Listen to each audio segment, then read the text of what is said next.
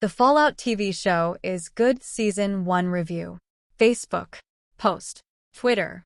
Tweet. Email. Email. Comment. Comment. I am not a Fallout fan. I've always admired the games and dabbled with them for a few hours here and there, but it was never a series that inspired excitement in me.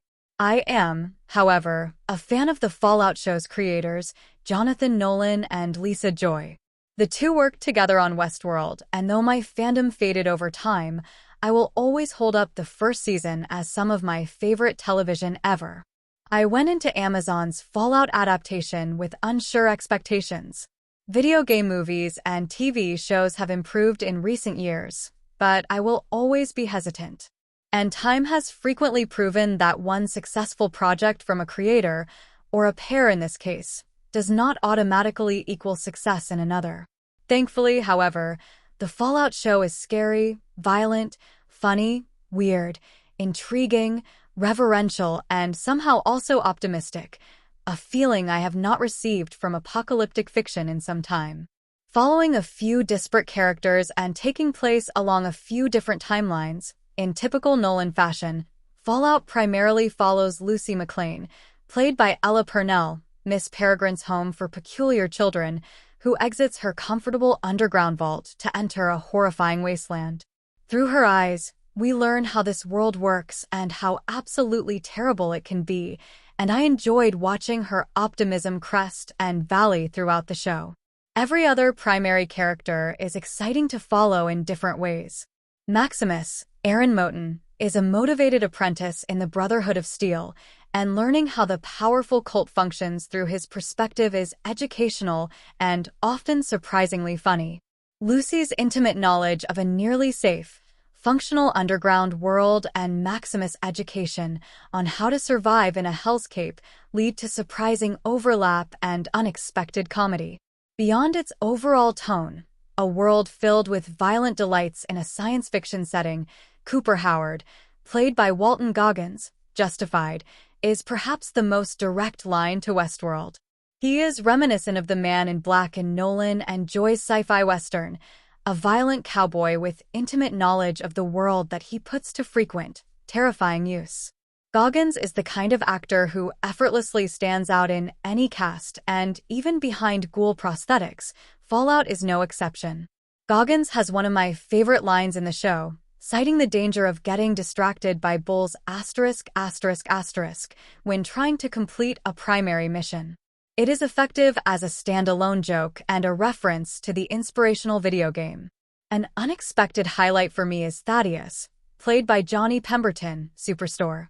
Arguably the fourth lead, Pemberton is representative of my favorite thing about the Fallout show, the comedy.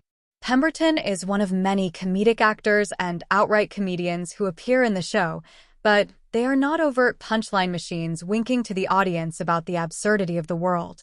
Instead, they play straight-ahead characters doing their best to survive who occasionally have lines that catch me off guard and make me laugh out loud. One of my favorite scenes in the show is later in the season when Pemberton's Thaddeus is chatting about fiddle music with an actor whose appearance I won't spoil. It's a small, quiet moment that is hilarious, tense, and dangerous all at once.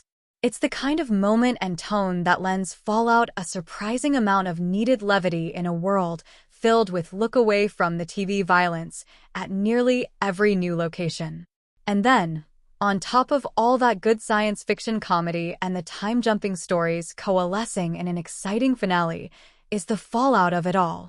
The Fallout Wikimods will make the call after the show has completed, but from my perspective, it feels like it could all be canon. Not a separate universe or a retelling of a known Fallout story, but rather a series of events that could conceivably take place before or after any of the games, which is what I want from a good adaptation. I like Fallout as an extension of the games rather than a retelling or something separate that happens to look familiar. The rewards for Fallout players are frequent, as my Fallout fan wife excitedly pointed out often, but for those like me with a passing interest in the franchise, what exists here is an excellent, original story in that established universe. Plus, some good jokes. Additional thoughts. Does the dog meat die? No. but she does get injured. A newborn puppy is also killed in the beginning of episode 2. The jokes about the dangers of corporate structure hit especially hard in 2024. The violence is extreme, but is often so over the top that you can't take it seriously. The Brotherhood of Steel Power armor actually looks cool.